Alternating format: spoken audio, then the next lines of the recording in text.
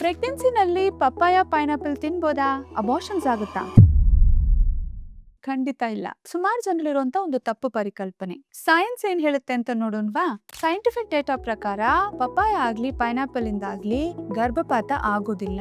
ಬೆಳೆಯೋ ಮಗುಗಾಗ್ಲಿ ಪ್ರೆಗ್ನೆನ್ಸಿಗಾಗ್ಲಿ ಯಾವುದೇ ರೀತಿ ಹಾನಿ ಆಗೋದಿಲ್ಲ. ಪೈನಾಪಲ್ ಹಾಗೂ ಪಪ್ಪಾಯನಲ್ಲಿ ತುಂಬಾ ಒಳ್ಳೆ ವೈಟಮಿನ್ಸ್ ಇರುತ್ತೆ. ವೈಟಮಿನ್ ಎ, ಸಿ, ಇ ಅಂತ ಹೇಳ್ತೀವಿ. ಇದರಿಂದಾಗಿ ನಿಮ್ಮ ದೇಹಕ್ಕೆ ರೋಗ ನಿರೋಧಕ ಶಕ್ತಿ ಜಾಸ್ತಿ ಆಗುತ್ತೆ ಹಾಗೂ ನೀವು ತಗೊಳ್ಳೋ ಐರನ್ ಟ್ಯಾಬ್ಲೆಟ್ಸ್ ಮೈಗೆ ಹತ್ತುತ್ತೆ. ಈ ಹಣ್ಣುಗಳನ್ನ ನೀವು ಹಣ್ಣಾದ ನಂತರ ತಗೋಬೇಕಾಗುತ್ತೆ. ಪಪ್ಪಾಯ ಆಗ್ಲಿ ಪೈನಾಪಲ್ ಆಗ್ಲಿ ಮಾಡರೇಟ್ ಕ್ವಾಂಟಿಟಿಗಳಲ್ಲಿ ತಗೋಬೇಕಾಗುತ್ತೆ. 2 cup per day is very good. ಈ ರೀತಿಯಾಗಿ ಶುಚಿಯಾಗಿರೋ ಪೈನಾಪಲ್ ಹಾಗೂ ಪಪ್ಪಾಯ ಹಣ್ಣನ್ನ ತಗೊಳ್ಳೋದ್ರಿಂದ ನಿಮ್ಮ ಪ್ರೆಗ್ನೆನ್ಸಿಗೆ ಯಾವುದೇ ರೀತಿ ಹಾನಿ ಆಗುದಿಲ್ಲ. ಇದೇ ರೀತಿ ನಿಮಗೆ ಆಹಾರ ಪದ್ಧತಿಗಳ ಬಗ್ಗೆ ತುಂಬಾ ಡೌಟ್ಸ್ ಇರ್ಬೋದು. ನಿಮ್ಗೆ ಏನೇ ಡೌಟ್ ಇದ್ರು ಕಮೆಂಟ್ ಸೆಕ್ಷನ್ ಅಲ್ಲಿ ಕಮೆಂಟ್ ಮಾಡಿ. ನಾನು ನನ್ನ ನೆಕ್ಸ್ಟ್ ವಿಡಿಯೋದಲ್ಲಿ ಅದಕ್ಕೆ ಉತ್ತರ ಕೊಡ್ತೇನೆ.